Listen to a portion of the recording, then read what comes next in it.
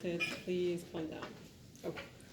So we started already talking about two different types of models, if you remember. First one we knew as structured, and the other is behavioral, right? We said we also covered multiple types. We covered context. We covered context diagrams. We covered use case diagrams. We talked about the sequence diagrams. We talked about class diagrams, right? So here we were talking about class diagram, sequence diagram, use case diagram, and today we're supposed to address these two, okay? So state and activity diagrams. So we agreed last time that whenever we talk about a structure, this is transparent box, so we can see what's happening inside. If this was behavioral, then this is simply a black box, so we don't get to see what's inside. We only see the interactions of these items and modules. All right, so we have class diagrams. We discussed them, right? We discussed all possible relation types from association to dependency to aggregation, composition, inheritance, realism, and we got to see how these work actually in practice when it comes to coding. Stop me if there is any concept that's not clear, okay? So we can repeat this. Then we saw the different annotation types for the one-to-one relationship, one-to-many relationship, or many-to-many, and so on, using different modules.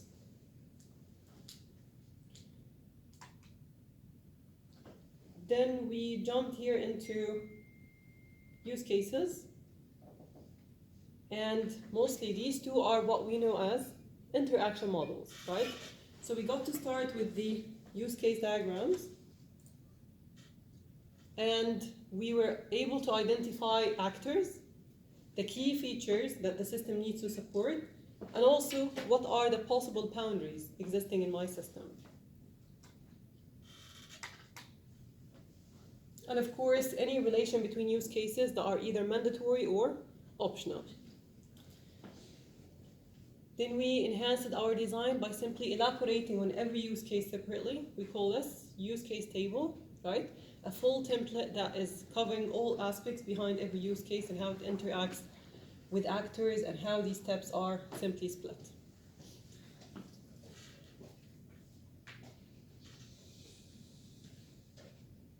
And we started sequence diagram last time, right? Yes. Okay, perfect. We talked about the general, again, symbols that we use here, from object to actor to activation, messages, and when to get any of these objects to destroy. And we talked about the request and the response series, if you remember. We talked about synchronous and asynchronous. Remember this? Yes. Okay. Okay, today we're going to talk about two additional concepts related to sequence diagram. First of all, why did we call it sequence diagram? Who knows? Please. This ends this, the job of this thing. Perfect. The job of the thing after it starts. Perfect. So you get to see this as if you're seeing it in time pace, right? So you get to see which one happens first, and then when you start, let's say, the next action, do you see that drop in step? Yeah? So it tells you that this one happens first, and then this one, right? Then this one here, then this one, right? So it happens in sequence, based on which one comes on top, which one comes down. Arib, come closer and leave your phone. All right, now we have an alternative block. What do we mean by alternative block? We see this in coding as well, right? When we say if else, what is that? That's a condition, right? And this could be part of our coding. But again, instead of starting directly with this in development, we can give a hint to our developers that we are expecting here a condition to take place. Let's assume a very simple case study. We're having an ATM machine. You're all aware of the scenario, how to withdraw money, right? Yes. Perfect. How do we start it? We place the card. Then it asks you for a PIN code, right? You enter 4-digit number, right? You you could possibly withdraw an amount. Given this scenario, how many possible branches or conditions that might take place? Is it usually the success scenario, just like the one I mentioned? Okay, what could happen? What could go wrong? The pin could be How do you Different tell? amount of money. The amount of money is? It differs from Perfect. So you're requesting an amount that's beyond your balance? yes. Perfect. So I have, let's say, 500 in the balance, and I'm trying to request 5,000. Okay, perfect. Yes. Sometimes the ATM machine is out of money. Perfect, okay. Now this is a machine-related state, we can call it. So out of service, let's call it. Out of service. ATM, okay. What else? What could go wrong? Yes. wrong card. Wrong card, thank you. So wrong card. Yes, Farah. Wrong pen. Wrong pen, excellent. See? Huh? Yes. Card has expired. Okay, the card is expired. Nice. See how many possible branch did you make so far? Now each of these is considered a condition, right? So if it's not expired, we continue. If expired, we take an action. If the PIN code is correct, we proceed, right? If it has an issue, you're allowed to re-enter this, I think 3 times, and it gets locked. So there are these conditions related to each of these branches now. Perfect. How to present it now? So in our sequence diagram, we will introduce something we know as an alt, or we call it alternative, okay? So just like how you can split this in coding, we can say if else, right? So here in the alt, first portion is usually the if statement. Here, this is the else part, okay? What if I have f, else f, else? How to do it? Using 3 alternatives. Another portion. So this gets to be else, else f, okay? Okay, what if I have f, else, and here I have f, else? How to present it? Inside the That's what it does. You want to make Here, yes. here, Yes. لا أحس جنبها بس هاي كذا. no. So here I have f, else, f, else. That's my hierarchy, yeah. Put your second if within the Huh. else. Within the else, this one? Yeah. Yeah. No, you did the second one. So here, I'll make it only 2 splits, right? Like this. I have f and else, right? Yeah. And this one will also have another alt, right? Which is again split into f and else, sorry. Right? Yeah. Like, what if I came here and say f, else? The first one is given. So here in the f part, I'll make another alt, split it into f and else. Alt stands for alternative. Alt stands for alternative, yes. Okay? So again, we can just present any nested if and else statement simply with that model, okay? So here, first one is usually the condition that is representing the success case, which is the true case, okay? And again, we put conditions usually in between square brackets. Otherwise, the failing scenario goes into the second portion. And again, you specify what kind of scenario request and response that will take place. Clear enough? Okay. So this is simply how we do it with if and else statements. What about loops? We also have for loops, while loops, do while. Of course, we can still have nested as well. We have for each. What else? Switch. No, switch is a Switch is alternative, right? So switch is alternative, right? Okay. Now, how to present these? We have something here we call loop. Do you see that? So a loop means what happens now for a specific number of iterations, okay? Inside it, I can still have if else, just like when you say for int I equals 0, I less than 3, I plus plus. And here I'm having if I equal 3, sorry, if I equal 2, I'm going to break, else, continue, let's say. Okay? So here I'm having condition, alternative, inside a loop, right? So again, you split it the same exact way. So this is the condition that would evaluate to true. And here, this is the else scenario that might evaluate to the case if this one failed. All right. Can I have nested loops? Yes. Yeah. How to do it? Another loop inside the loop. Another loop inside. Another loop inside a loop, right? So it will be a loop. Inside it you will have another loop, right? Okay, clear so far? Now, ordered processing system. We have here request number 1. We have request number 2. We have request number 3. Yeah? Yes. You sure?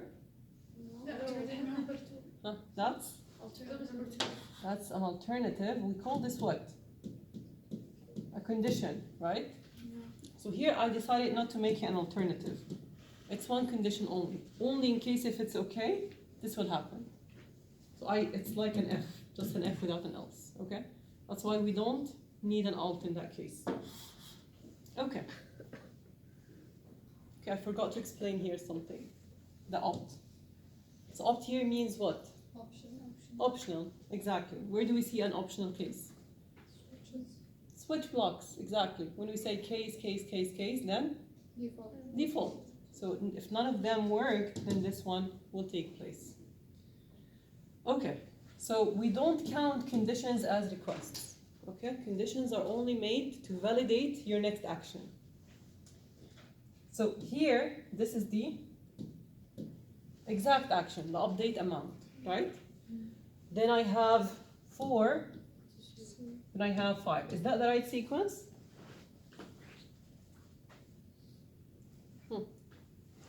Yes. Do I flip these two? Yes, this doesn't count as request. Okay, So so we move with the same line, right? yes. So again, this comes first on top. So this is the first action. Yes. This comes a bit below it. So this is my second one. A bit below third, a bit below fourth, a bit below fifth, right? Yeah. Now these two, as we explained before, are what? Start to start. They start at the same point, but they end at a different point. Do you see that? Yeah. So start to start. Yeah? Now what do we call this? Recursion. Thank you. That's recursion. So every time you enter a wrong password, it allows you to re-enter it, right? Unless there is an upper limit, which is another condition in that case. But for now, this is going to help you re-enter the credentials whenever you're stuck. Okay. Now we have save and send the last 2 transactions. Please check. What's the start to start? Is it about synchronous and asynchronous or no? No.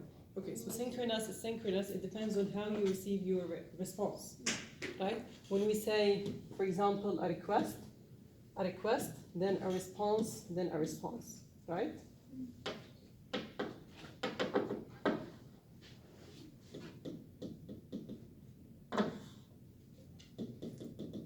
Okay.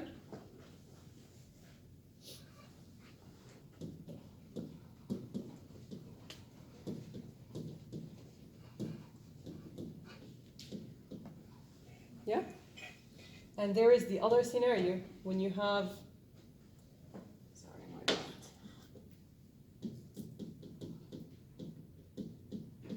Okay, and there is the request one, then Spawn. response one, then request two,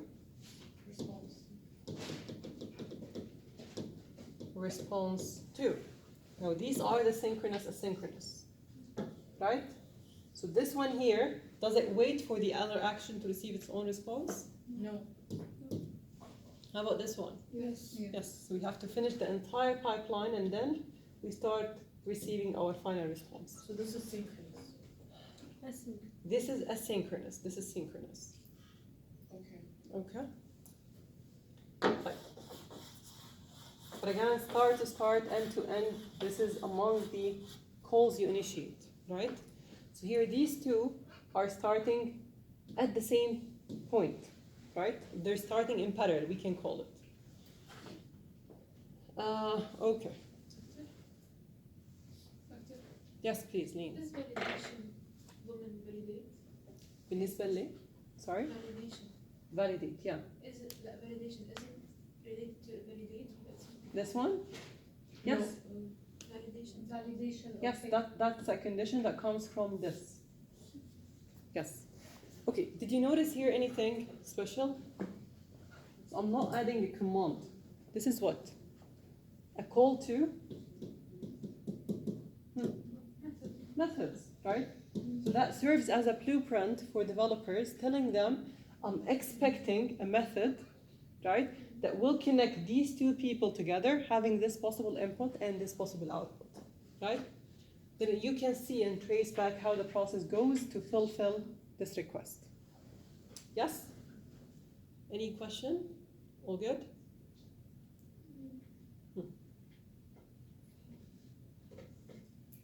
Questions, ladies, in the back? The All good? Yes. validate and the update, it's end to start.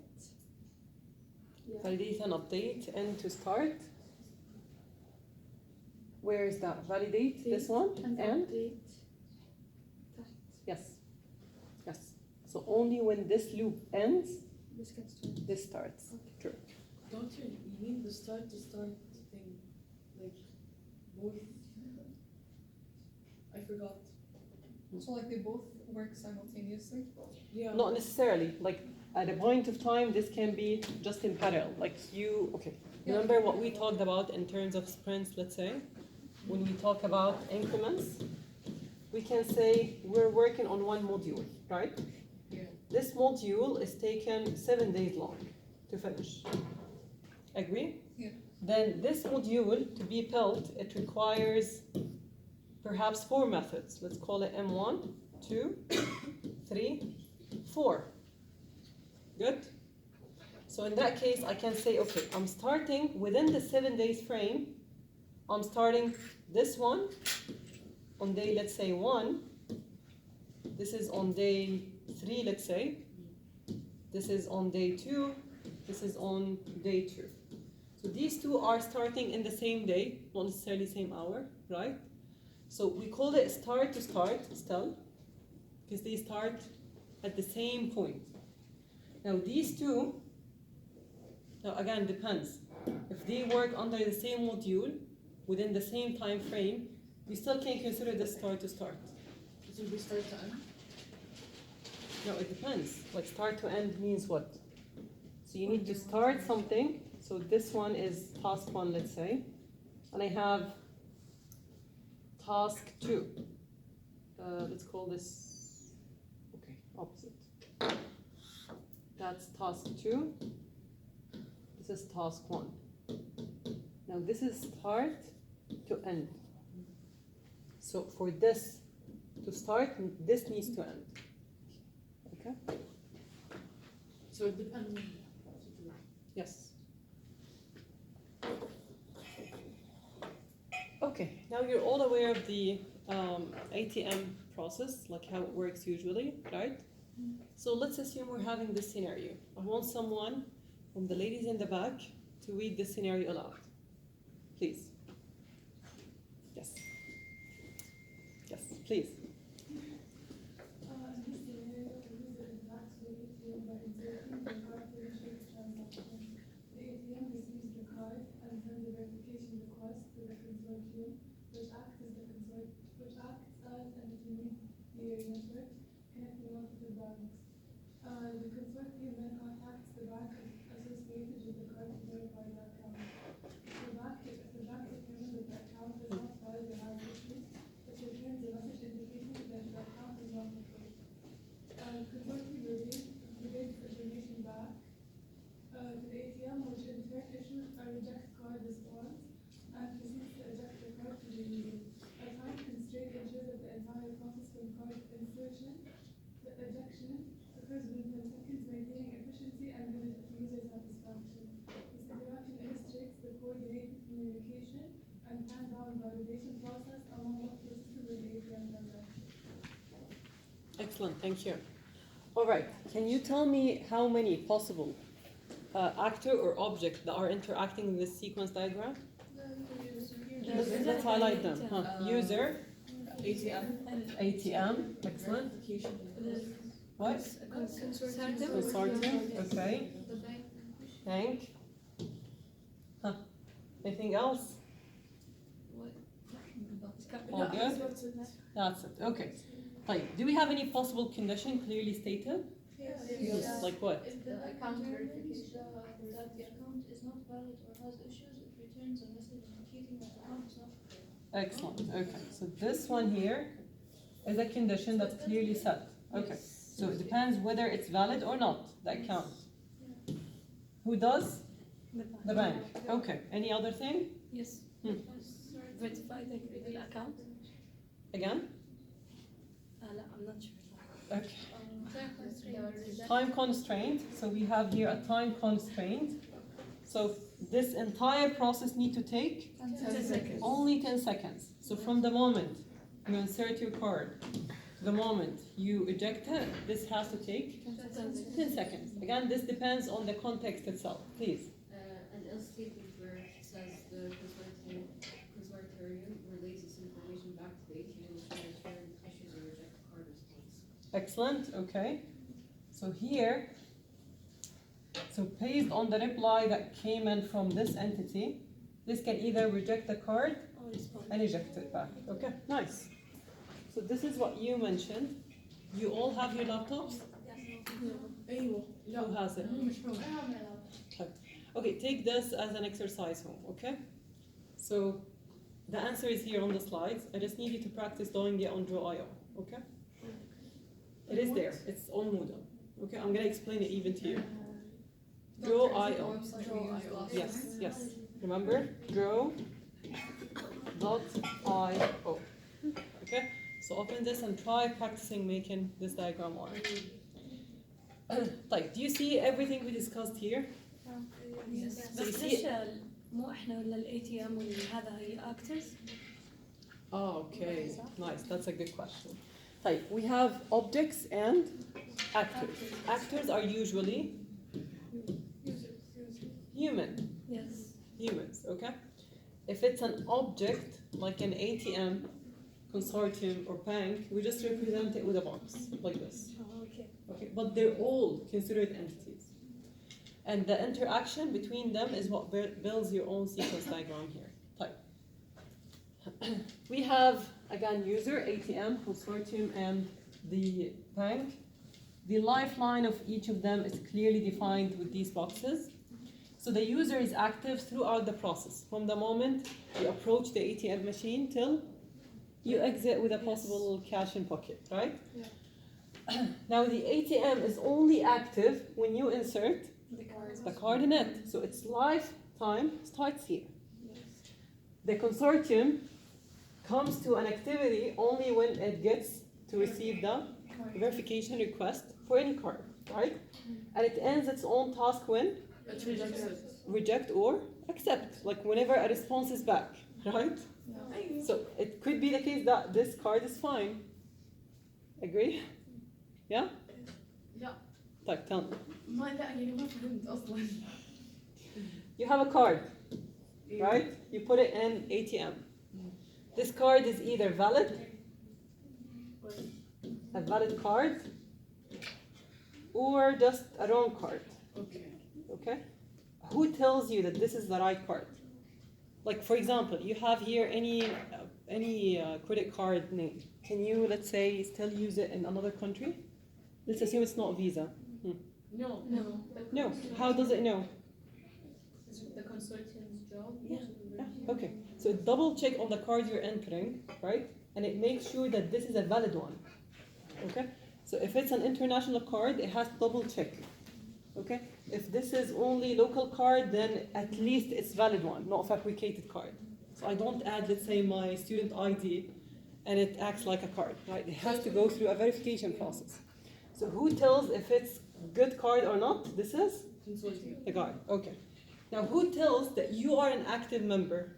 You have an account. To the bank, right? So this guy has an account open, true, valid, not expired.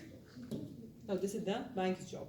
So again, after the card verification is done, so when the card is valid, you get to see the account verification is done. But again, look at this. The way it was made, request, response, right? Exactly. See, or I can do it the opposite way. If you want to do it, just verify, then you end the process here, right? Without even continuing to that last step. But in that case, you have to raise it up, and then this has to come down, and this has to come down. In that case, it will turn into? Synchronous. Perfect. Clear? Okay. So here, the stage from A to B, so A is insertion, B is ejection, and the time in between is only within the 10 seconds constraint that we specified, right? Yeah. I assume there is a serious discussion there. All good? دكتور احنا مو لازم نكتب اللي بالريد صح؟ return message ونكتب active. No. I'm just here to explain to you, okay? Okay. So return means response, okay? And this one here is simply the message is what we call request. It's a new request, exactly. Good? Okay. You don't have to memorize this, okay? That's pure physics. But it's going to be an introduction. It's an introduction to... Introduction to what? The next one. No. Okay. Again, this is physics purely, so don't worry about it. Okay. Entirely not him, okay? Just understand, okay? So someone is holding anything up, right? So we have earth, we have floor, have person, we have book, we have ceiling, right?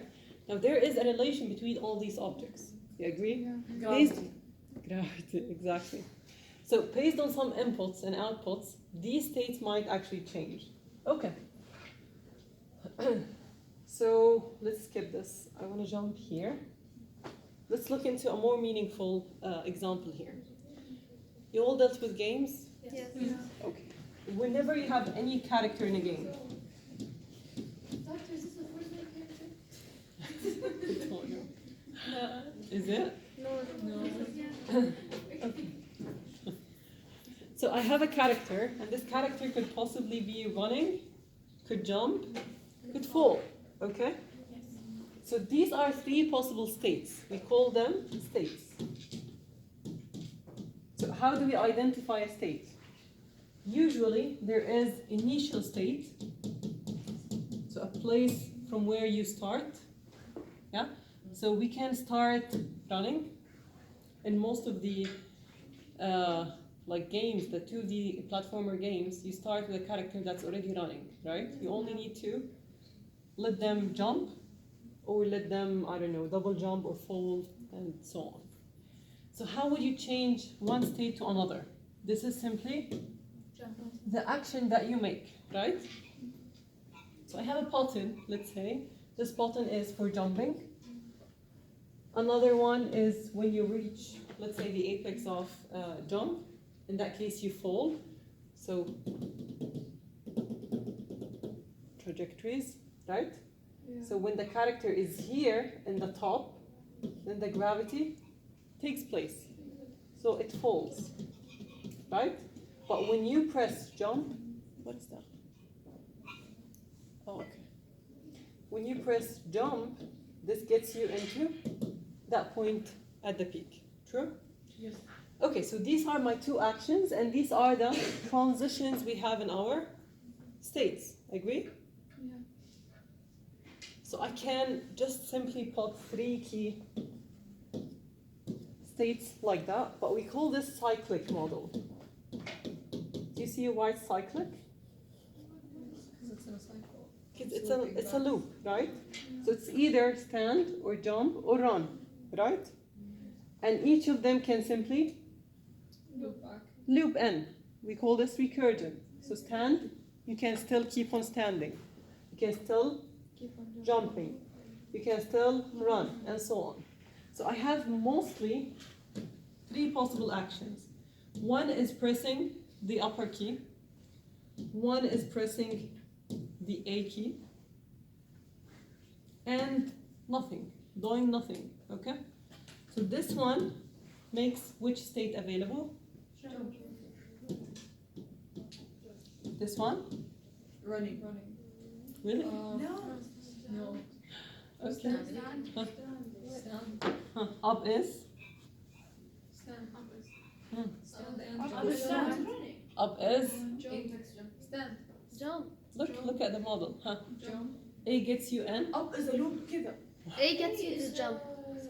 Like how to start reading, and then let's get back here. Okay. So stand. I'm standing, okay? Then I press A. Now this is jump, right? I still press another A. I'm still into jump. Okay. I press nothing. I get back to stand.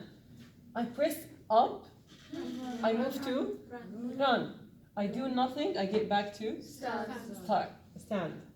Here from jump, I press up. I get to run. Okay. Then I press A. I get to jump. Jump, and again jump gets into a loop of jump. While running, you still keep on pressing up. This gets to continue running, right?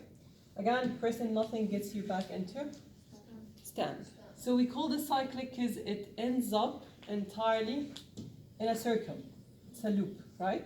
Yeah. You can return back to the starting point, or you can end it at any other state. Good. So this one now is Run. running. هذا up ولا إيش؟ That's up. A jumping. This is A. Jump. Jump. Doing nothing. Right? So later I can turn this into if else. Yeah? Yes. So if this key was pressed, this gets to be running. If this key was pressed, this gets